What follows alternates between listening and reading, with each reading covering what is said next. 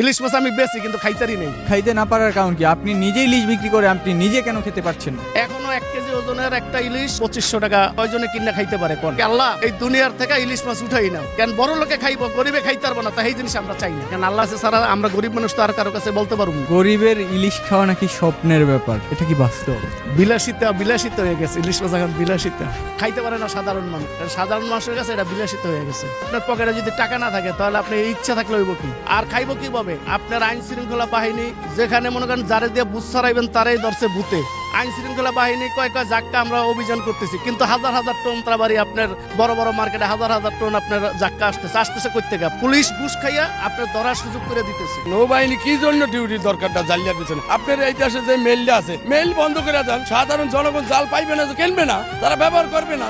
আপনার মেইল আলা কোটি কোটি টাকার মালিক কোটি কোটি টাকা লোন নিয়ে বইয়ের সরকারি ব্যাংকেতে, হ্যার মেইলে তার কাছে জান না ঠিকই তৈরি করতে আছে, ব্যস্ত আছে। সাধারণ পাবলিক যার 10,000 টাকা ঋণ করে আইনা সুদের বানিয়ে জাল কিনতে আছে, হ্যারে মারতে আছে। এই দেশে কি আইন আছে? আগে তো বাংলাদেশের ইলিশগুলো ভারতে যেত, তার জন্য দাম বেশি ছিল।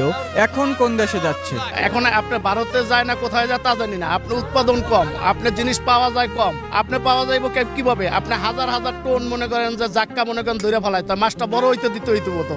আপনার এই সাইডটা মনে করেন যে পোস্ট গার্ড আইতেছে, পুলিশ ফোন দিয়ে কয়ে দিতেছে যে তোমরা জাল উড়াও, আমরা কিন্তু তাহলে এই দেশে আপনার নিয়ন্ত্রণ হইব কিভাবে? চিংড়ি মাছের ভিতরে আমরা একটা চিংড়ি মাছ বর্তমানে আমরা বেচতে কষ্ট হয়, খাইতে কষ্ট হয়। চিংড়ি মাছের ভিতরে পুষ করি আপনার ঢুকাই দেয়, আপনার জেলি ঢুকাই দেয়। কিন্তু এগুলা দেয়, এগুলা প্রশাসন দেখার দায়িত্ব না। আপনি আর আমি দেখবো প্রশাসন দেখে কই? আপনি এখনো আপনার মনে করেন জেলি সহ চিংড়ি মাছ আসে কই থেকে আসে? এটা যেখান থেকে উৎপাদন হয় সেইখানে চেক দিই। সেখানে চেক না দিয়ে কি করবো? আপনি 5 কেজি কিনে আনছেন, আপনারা ধরবো। আপনাকে ওইটার ভিতরে বলছেন, আপনার দলে লাভ হইব কি?